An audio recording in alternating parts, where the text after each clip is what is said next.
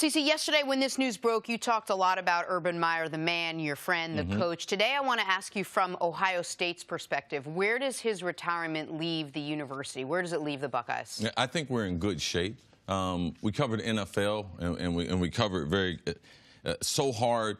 Right now in the NFL, everyone's looking for the next Sean McVay.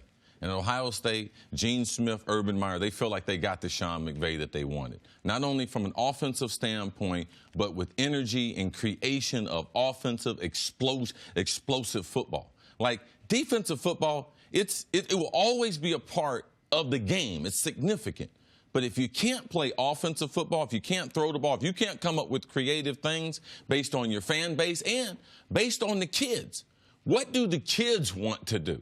A lot of times, man, kids is not, oh, coach, I believe, because they see so much spread, they see so much 4 or 5 receivers on the field. That's the way they want to play. And Urban Meyer, he's been a part. Not only was he able to create a great legacy there at Ohio State, but he was able to be a part of the transition plan. So they've recruited very, very well over the last 5 years. And Urban's been there 7, but I like to look at a 5-year window because that's really the cycle in college football. So they're stacked. They had a couple good quarterbacks on their roster. If Haskins comes back, let's not forget Haskins is a sophomore. He's not a redshirt junior. So he could play 2 more years at college. They got Tate Martell, the kid from Vegas, who was a 5-star recruit, I believe built in the I would say the more of the mode of the quarterbacks Urban had before, where they're a dual threat. All right, he can throw the ball, but he can also run the ball. Not too different than the quarterback that was Ohio to J.T. Barrett. Not too much different than him.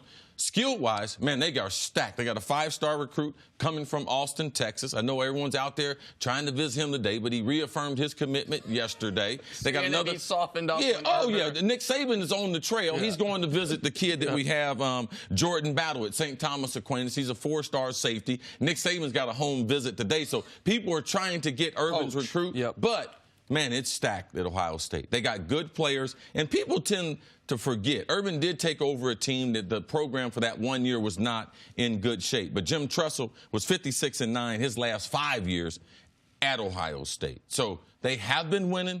They have always won, and they will continue to win. And not only Urban Meyer is committed to them winning and committed to Ryan Day, not only people like him, but people like myself. We're a big part of the university, and we're committed to making sure that Ryan Day is going to be a winner, and we're committed to showing him the resources, and the same thing all those other coaches had a great opportunity to do. John Cooper had, Tressel had, and Urban Meyer had after that. So we're going to support him the same way we supported Urban Meyer. I've heard you talking about Ryan Day for quite some time now, before any of this news became public. And I know we talked about his history as a coordinator up against the D coordinator at Michigan when that game was coming up. I know you have tremendous faith in Ryan Day, and I know obviously Urban Meyer did. I also know from being around you for the last couple years, I've learned more about Ohio State's history than I ever thought I would. I knew they were one of the all-time great programs, but they have won in basically every generation. So I understand that. I also think people should know, even if they will be fine without Urban Meyer, you cannot truly replace Urban Meyer. Like, Urban Meyer has coached college football for 17 years. From 2001 to 2018, he's coached every year except for the 1 year off. If he wins the Rose Bowl, he will have 187 wins. That is exactly 11 wins per season.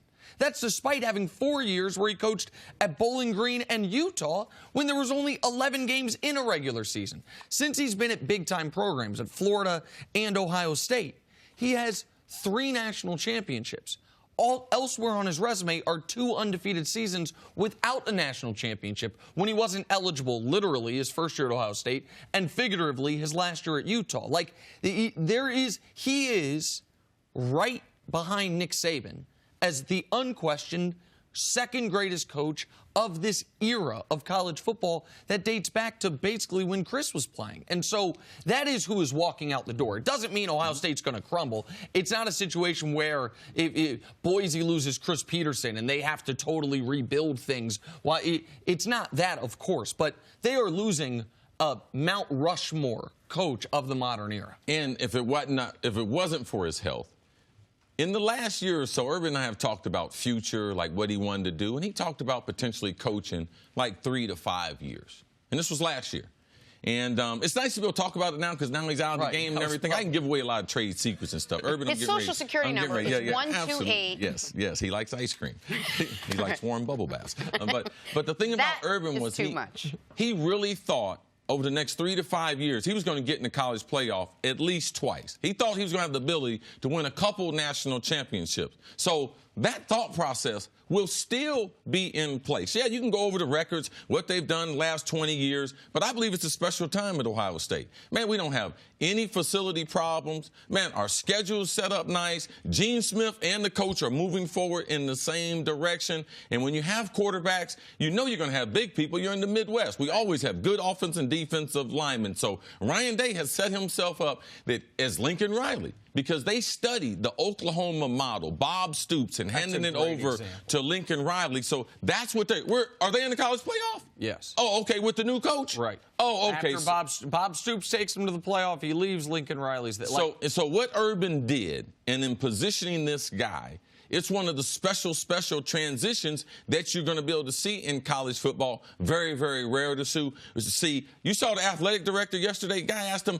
well, what have you talked to Ryan about? What are your expectations? Gene Smith reached across and said, not laughing, I expect you to win games. And that's the mandate of every Ohio State coach. We talked last segment about the possibility of Harbaugh maybe leaving. Does Harbaugh now look at Ryan Day and say, oh, I got a shot. I'm going to stick around for a couple of years? If Harbaugh doesn't look at this as, no matter how good of a coach Ryan Day will prove to be, if he doesn't look at this as an opening, then I don't know what's wrong with him. Now, that doesn't mean NFL dreams would trump that. But, of course, they're just for the same reasons that there are guys trying to go poach Urban's recruits. All of college football has to at least right now be saying there is an air of uncertainty until we see Ryan Day coach, just like there was with Lincoln Riley until we saw him coach. Jim Harbaugh needs to do something that I've only seen a very few coaches do. And Bill Belichick, the greatest coach, he was the best at it. Really? Where understanding, yes, I've learned defensive, but how can I grow? How can I grow what I know from a football standpoint? Jim Harbaugh needs to go somewhere and understand the passing game and realizes this is not Bo Schembechler. This is not Woody Hayes. And I don't care if you're trying to do that in college or you're trying to do it at a pro level, you cannot run the ball through people. You can run the ball to be able to move it, but if you want to score points, you got to score points through the passing game. And Jim Harbaugh's best, when he was at San Francisco, people think he was a great offensive coach.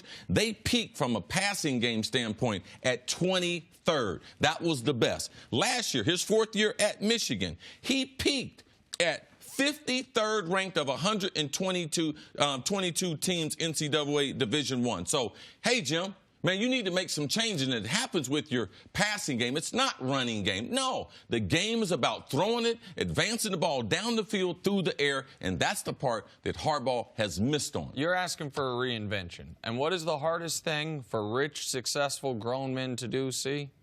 Change. Oh yeah, or act broke. Okay, sure. Yeah, but you're asking him to do. You're asking him to do something that is very. There's a reason it's.